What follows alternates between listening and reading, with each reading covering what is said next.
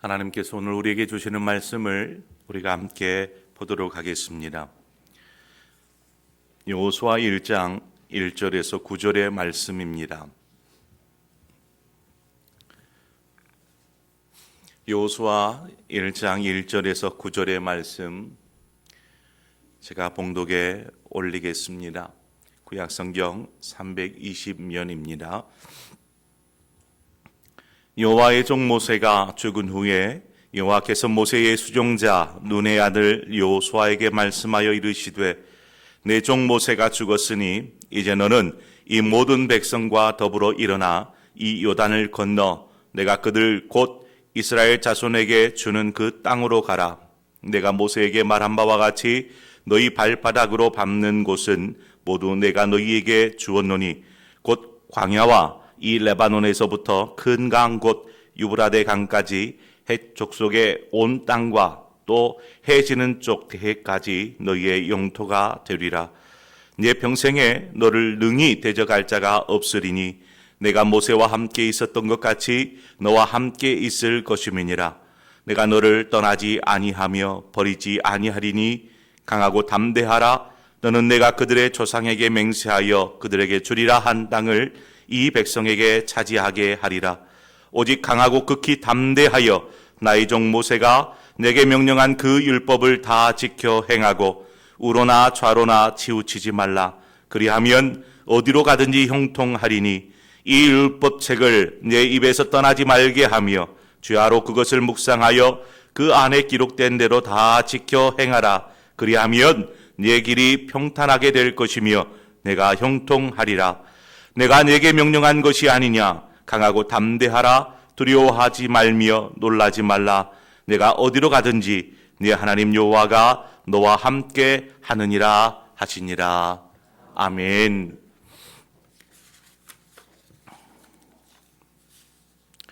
갑작스러운 결정에 성도님들이 많이 혼란스러울 것으로 압니다.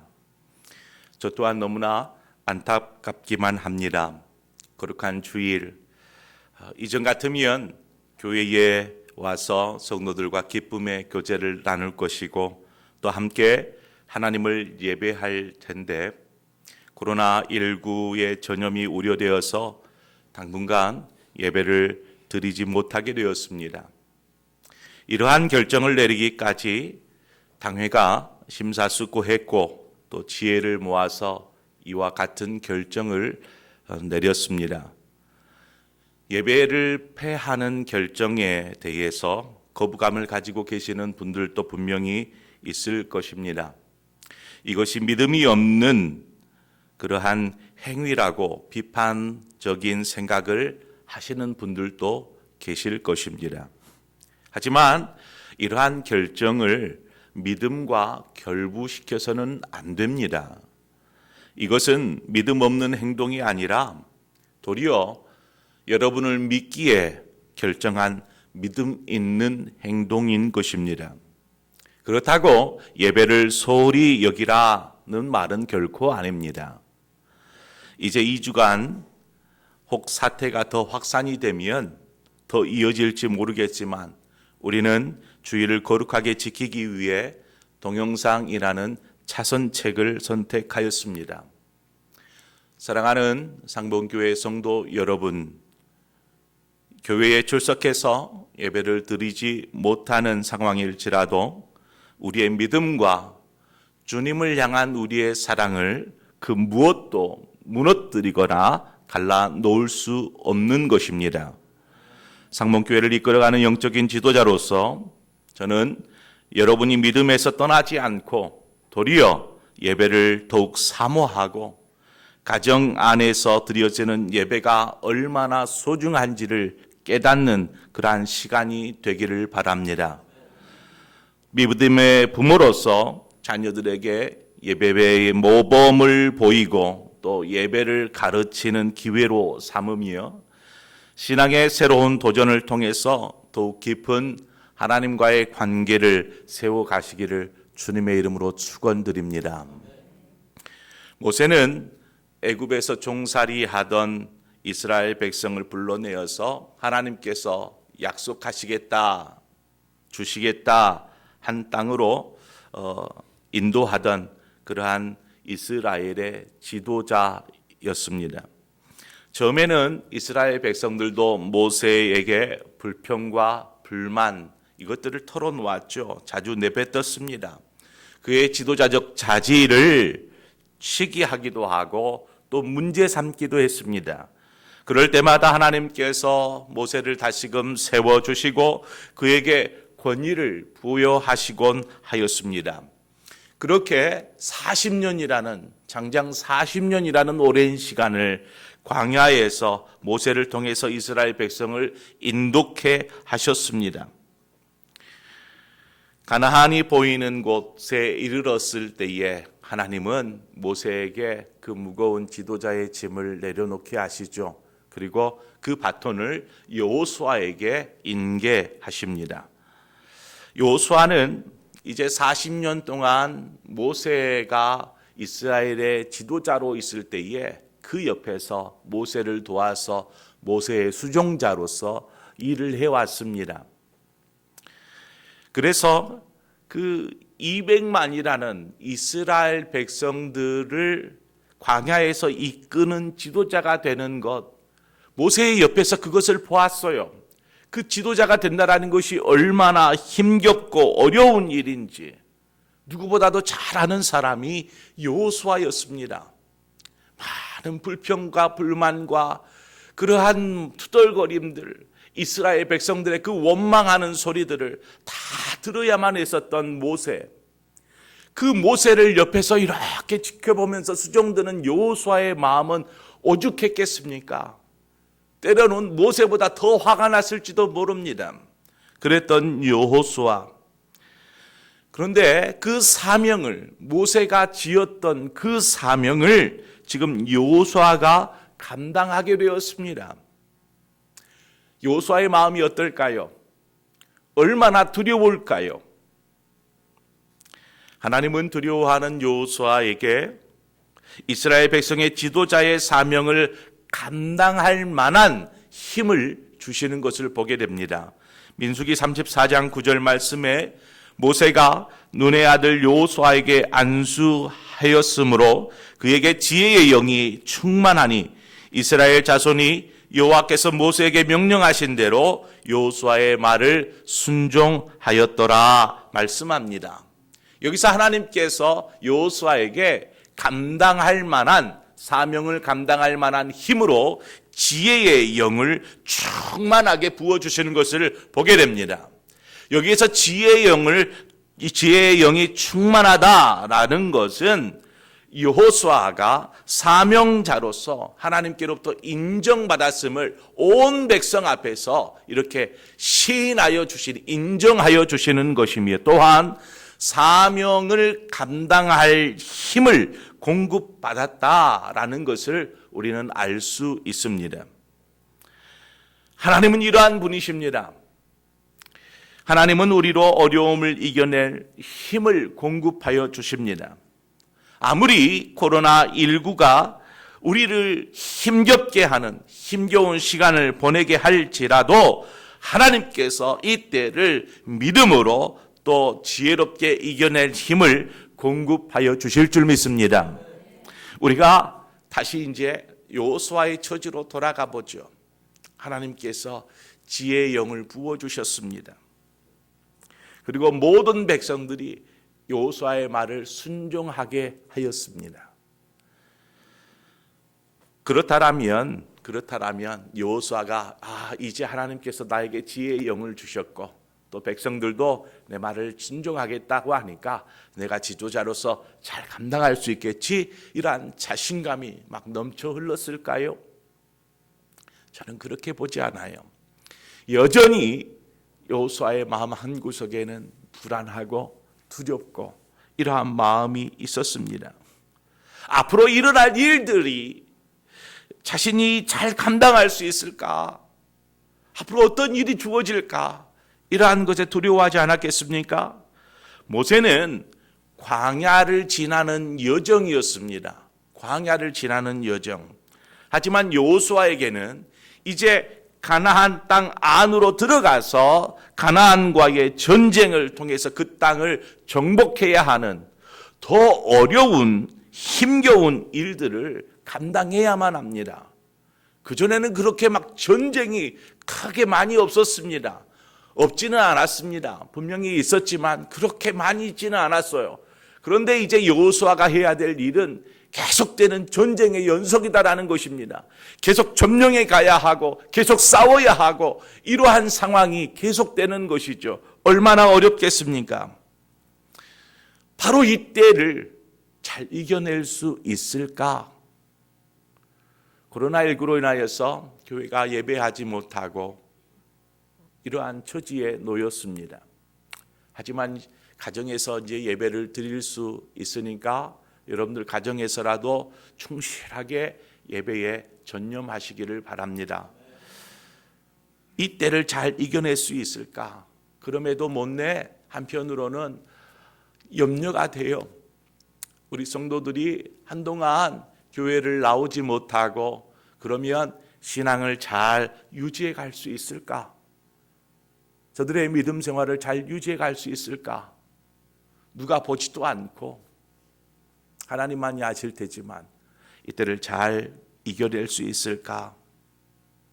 한편으로는 제 믿음이 없는지 염려가 됩니다. 여호수아도 앞을 이렇게 내다보면 막 희망에 부풀어야 되는데 두려움이 더해지는 것입니다. 그러한 여호수아에게 하나님께서 또 찾아오십니다. 그리고 여호수아에게 말씀하시죠. 여호수아야, 강하고 담대하라. 우리에게 말씀하여 주십니다. 강하고 담대하라. 이 말을요 6절, 7절, 9절 세 번에 걸쳐서 반복하여서 하나님께서 말씀하십니다. 여호수아야, 강하고 담대하라. 아무개야, 강하고 담대하라. 이렇게 말씀하여 주시는 것이죠. 여러분 생각해 보십시오. 하나님께서 강하고 담대하라 이렇게 말씀하셨습니다. 그러면 우리 안에서 이 담대함이 막 샘솟습니까? 갑자기 막 담대해져집니까? 하나님께서 말씀하신 강하고 담대함은 어디에서 오는 걸까요? 우리는 그것을 우리 자신 안에서 찾으려 해서는 안 됩니다. 왜냐하면 우리 자신을 돌아보면 우리 자신은 너무나 연약하고 부족하기만 하기 때문에 그렇습니다. 설령 하나님께서 여호수아에게 지혜의 영을 부어주셨어요. 지혜의 영이 있다 할지라도 안으로 보면 자신을 바라보면 그냥 나약하고 연약하기만 한 것입니다. 그러므로 강하고 담대함은 자신이 가진 재능, 자신이 가지고 있는 힘 이런 것에서 나오는 것이 아닙니다. 그러면 어디에서 이 강하고 담대함이 나오는 걸까요? 하나님께서 여호수아에게 강하고 담대하라 이렇게 말씀하시면서 그 뒤에 이어서 덧붙여 하시는 말씀이 있습니다. 우리는 이 말씀에 주목해야 합니다. 5절 말씀이죠. 내 평생에 너를 능히 대적할 자가 없으리니 내가 모세와 함께 있었던 것 같이 너와 함께 있을 것임이니라.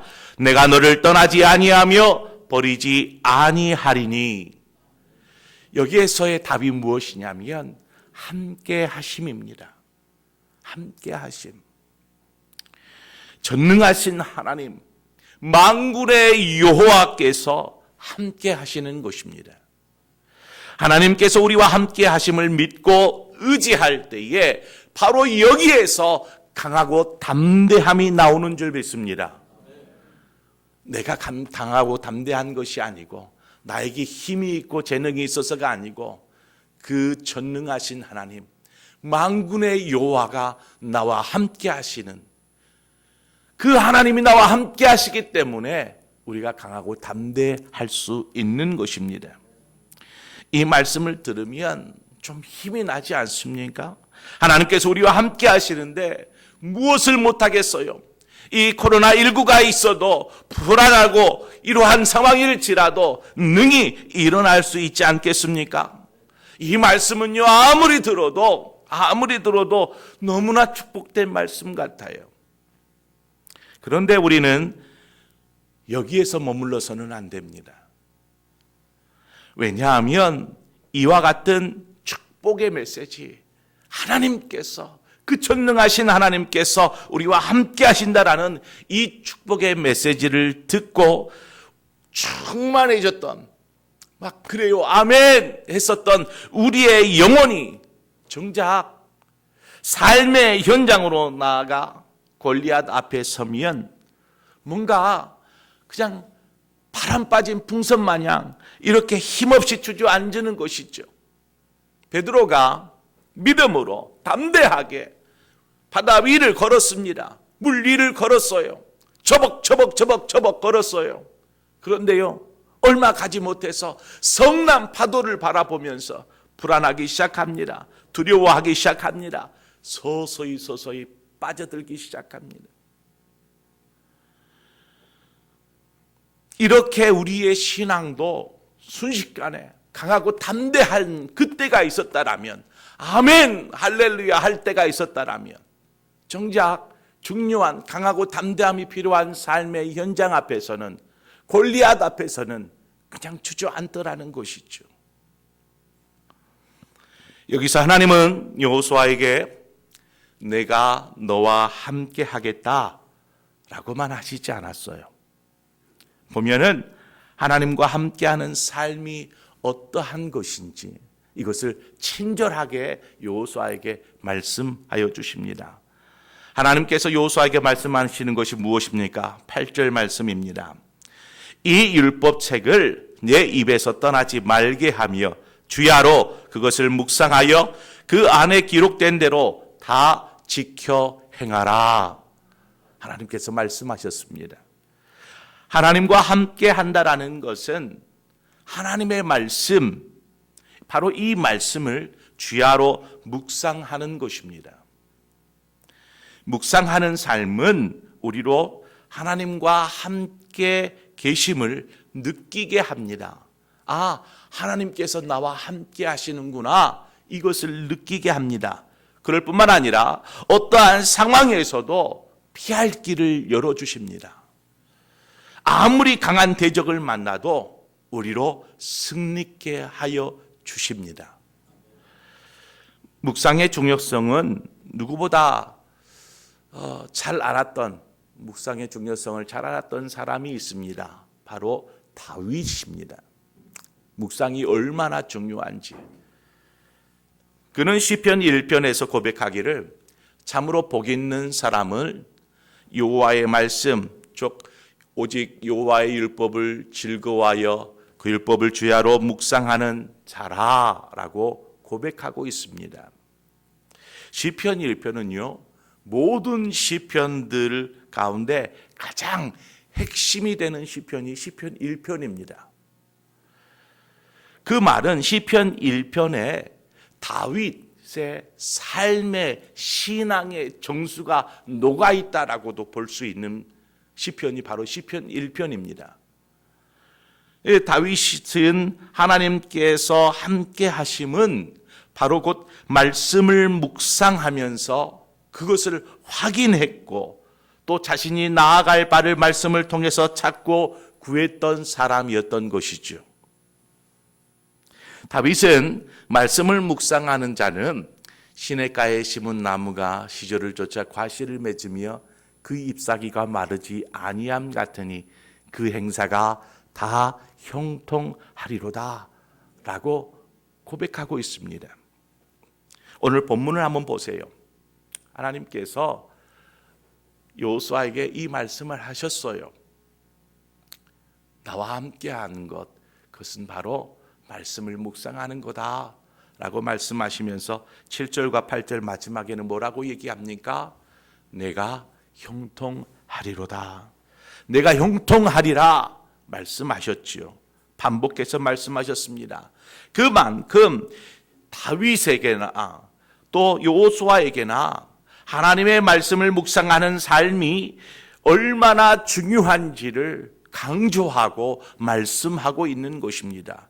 하나님을 묵상할 때 형통함이 있습니다. 하나님을 묵상할 때에 우리는 함께 하심을 알게 됩니다. 그러면 하나님의 말씀을 우리는 어떻게 묵상해야 할까요? 묵상은 하나님의 말씀을 읽거나 듣는 데서부터 시작됩니다. 일정 시간을 구별해서 하나님의 말씀을 읽으십시오. 본문에서나 시편에서는 그 시간을 주야로라고 이야기합니다. 주야로. 밤낮으로 말씀을 읽는 것입니다. 말씀을 읽을 수 없다라면 말씀을 들어야 합니다. 밥을 먹을 때에 오래 씹으면 그 안에서 단맛이 난다라고 합니다. 그러므로 우리는 말씀 속에 송이꿀보다 더 단 하나님의 말씀을 맛보아야 합니다. 그러기 위해서 읽고 또 읽어야 합니다. 듣고 또 들어야 합니다. 하나님의 말씀은 푸른 초장이나 맑은 물가에서와 같은 그러한 평화로운 곳에서 듣는 것이 아닙니다. 뭐 그렇다라면 좋지요. 그러한 곳이 있다라면 평안할 때 말씀을 묵상하면서 하나님과의 깊은 교제도 나눌 수 있습니다. 그런데 때로는 메말라버린 광야에서도 하나님의 음성을 들을 수 있고 복잡하고 치열한 삶의 현장에서도 우리는 들을 수 있습니다. 여러분의 손에 말씀이 있다면, 여러분의 마음에 말씀이 계속 되새김질되고 있다라면 분명히 여러분 하나님의 음성을 듣게 될 것입니다. 골든타임이라는 말이 있습니다. 골든타임. 이 골든타임이란 사고나 사건이 일어나서 환자의 생명을 구하고 치료의 효과를 정말 제대로 볼 수 있는 시간, 그 시간을 골든타임이라고 이야기합니다. 예를 들어서 화재 사고가 발생하였을 때에 골든타임을 5분이라고 합니다. 5분 이내에 빨리 조치를 취하면 그 화재를 미연에 막을, 이 화재가 발생했을 때 빨리 조치를 취할 수 있고 또 생명을 구할 수 있게 된다라는 것이죠. 또한 사람의 인체에 심정지, 심장이 멈춰버리는 심정지가 발생하면 이후로 4분 내지 5분이 지나면 급속도로 뇌세포가 빠르게 죽게 된다고 합니다. 그러므로 그 안에, 그 골든타임 안에 빠른 대처, 처치를 해야 하는 것이죠. 그래서 5분이라는 시간은 생명을 살리는데 너무나 중요한 시간이라고 할 수 있습니다. 저는 이 골든타임이라는 시간, 바로 이 5분의 시간, 이 골든타임에 빗대어서 신앙에도 최소한의 골든타임이 필요하다라는 그러한 말씀을 묵상합니다. 최소한의 골든타임.